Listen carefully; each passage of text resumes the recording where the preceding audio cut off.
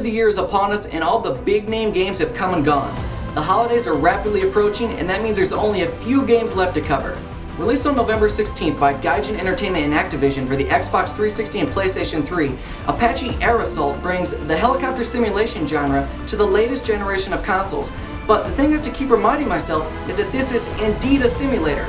Because as a simulator, I guess it's okay, but as a game, it's just terrible.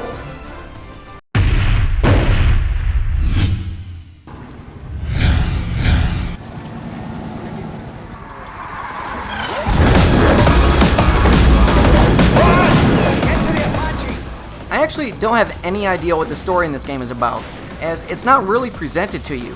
It appears though as you play as several different pilots spread around the world flying various types of helicopter missions, but the problem is that there aren't any cutscenes or an intro or anything that gets the ball rolling. Between missions you simply get a big screen of text laying out what's going on, but I don't read. So I had no clue.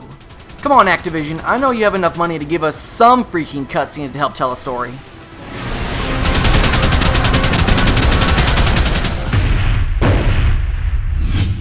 Copy. I'm tracking. Guns ready.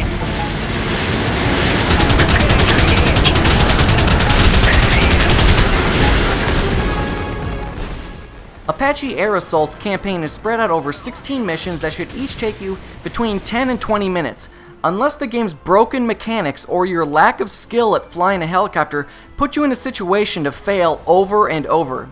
To that point, I couldn't even bring myself to finish the game. I played through about half of the missions and had to stop. I couldn't take anymore. In recent weeks, they're actually escalating in low frequency. Now, there are some things that are neat, like the preset controller schemes and support for a variety of controllers, including the Ace Edge, the flight stick and throttle that came with Ace Combat 6, which is what I initially used to play the game. There are even settings to customize the sensitivity for the pitch, yaw, and roll. These are all very cool options that more games really need to implement, but these helicopters are remarkably difficult to fly, even on the training setting. If you think you're something special and crank it up to the realism setting, you're not going to last more than a few seconds before you go plummeting down to the ground. Switching back to the regular Xbox controller, I was able to get my bearings back a bit, but still, it's impossible to do anything. The controls just don't feel natural on the standard controller or the flight stick. Now, Air Assault supports up to 4 players online cooperatively, but it's now 1 month after the release and I couldn't find a single player online to play with, so I was forced to go solo. There's also a 2-player same-screen co-op mode that allows 1 player to fly the chopper and 1 to man the weapons, but again, I was unable to test this feature out either. A free flight mode allows you to specify a wide variety of parameters like what kind of helicopters will be in the missions and what kind of weather conditions you'll fly in, which is nice if you want to play around, I guess. You can save your replays of the levels, assuming you have any portion of it that you find acceptable and willing to show off to the world, and watch them later, though without the ability to control the camera. There's also a hangar mode that lets you look at the helicopters in the game and put some decals on them, which really seem pretty pointless as well. I don't know, a bunch of worthless extras don't save a game if the gameplay just sucks in the first place.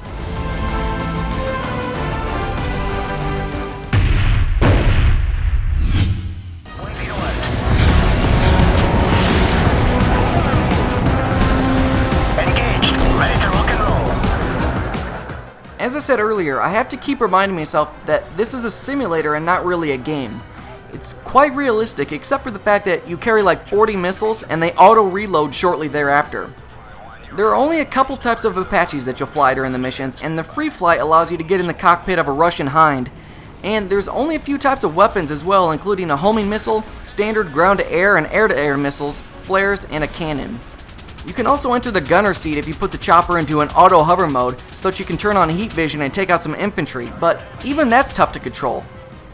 The missions you fly really aren't all that varied, as they typically involve going to blow some shit up, then go home. But every now and then they throw in an impossible mission that involves defending some friendlies who can't fight for themselves against something like 50 enemies at once. This may not have been such a big issue if the controls allowed you to actually line up your shots and kill them, but no, they just don't work. In fact, I found it easier to simply lock on my homing missiles, shoot them all, then crash land and respawn just so I could get some more homing missiles and do that over and over until all the enemies were dead. That's broken gameplay.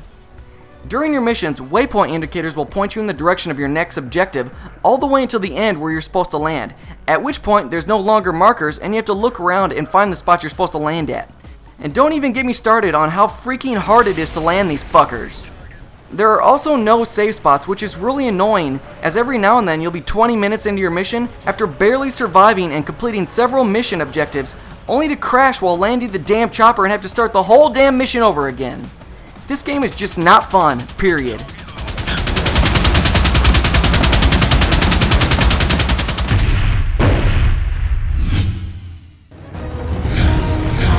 Target locked.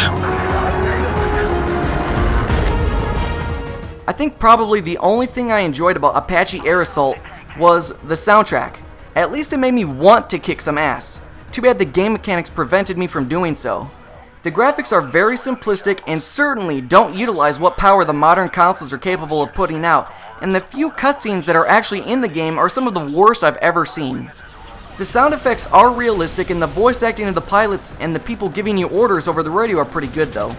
Overall, the presentation is very subpar.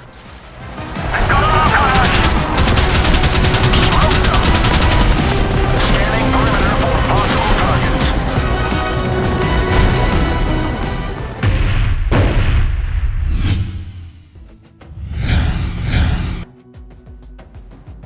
Let me make one thing very clear. It's one thing for a game to simply be difficult and challenging. Hell, I enjoy that if done properly, but when the game is so freaking hard to fly the damn helicopter because the controls are so terrible, it's quite another story. I just have very little tolerance for games that aren't fun or simply too hard to play. This game is broken. As a helicopter combat simulator, minus the arcadey reloading of the rockets and the respawning, it's decent, I guess. As a game though, it's one of the worst I've ever played. I've seen some of the quote big name game review sites that gave this title a 7.5 out of 10. While we all know I don't give numerical ratings, I certainly would not rate it as high as that by any means. What the hell were they thinking? $50 for this? Hell no. I wouldn't pay $5 for this piece of garbage. What are your thoughts? Leave your questions and comments below.